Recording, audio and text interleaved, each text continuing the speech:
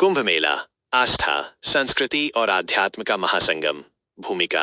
भारत की धरा को विश्व भर में धार्मिक और सांस्कृतिक धरोहरों का अद्भुत स्थल माना जाता है। इसी धरा पर होने वाला कुंभ मेला भारतीय संस्कृति और धार्मिक आस्थाओं का सबसे बड़ा प्रतीक है। हर 12 साल में आयोजित होने वाला ये मेला केवल एक धार्मिक आयोजन नहीं, बल्कि करोड़ों लोगों के जीवन का हिस्सा है। यह विश्व का सबसे बड़ा शांतिपूर्ण धार्मिक आयोजन है, जिसे हाल ही में यूनेस्को ने भी मानवता की अमूर्त सांस्कृतिक धरोहर के रूप में मान्यता दी है। कुंभ का पौराणिक इतिहास। कुंभ मेला की शुरुआत से जुड़ी कथा का वर्णन भारतीय ग्रंथों और पुराणों में मिलता। एक समय देवता और असुर अमृत प्राप्त करने के लिए समुद्र मंथन करते हैं। जब अमृत का कलश निकलता है तो उसे लेकर देवता और असुरों में भीषण संघर्ष होता है। भगवान विष्णु अमृत कलश को सुरक्षित रखने के लिए मोहिनी अवतार धारण करते हैं। इस दौरान अमृत की बूंदें 4 स्थानों पर गिरती हैं: प्रयागराज, हरिद्वार, उज्जैन और नासिक। इन्हीं स्थानों पर कुंभ मेले का आयोजन होता है। अमृत और कुंभ का संबंध। कुंभ का अर्थ है कलश, जो जीवन और अमृतत्व का प्रतीक है। यह मेला इस मान्यता पर आधारित है कि इन स्थानों पर स्नान करने से मोक्ष की प्राप्ति होती है और जन्म मरण के चक्र से मुक्ति मिलती है। कुंभ मेले की संरचना और अवधि। कुंभ मेला 4 पवित्र स्थलों पर अलग अलग समय पर आयोजित किया जाता है। 1. प्रयागराज, उत्तर प्रदेश, गंगा, यमुना और अदृश्य सरस्वती का संगम। 2.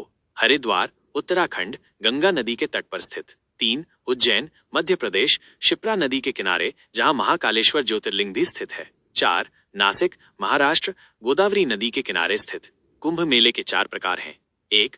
पूर्ण कुंभ मेला, हर 12 साल में। 2. अर्ध कुंभ मेला, हर 6 साल में। 3. माघ मेला, हर साल प्रयागराज में आयोजित। 4. महाकुंभ मेला, हर 144 साल में एक बार प्रयागराज में होता है। कुंभ मेला आयोजन का विज्ञान और ज्योतिषीय महत्व। कुंभ मेले का समय और स्थान ज्योतिषीय गणनाओं के आधार पर तय होता है। जब सूर्य और बृहस्पति विशिष्ट राशियों मेष और कुंभ में प्रवेश करते हैं, तब यह आयोजन होता है। ज्योतिष के अनुसार इन ग्रहों की स्थिति इन स्थानों पर सकारात्मक ऊर्जा और मोक्ष प्राप्ति के लिए उपयुक्त होती है। कुंभ मेले की खासियत।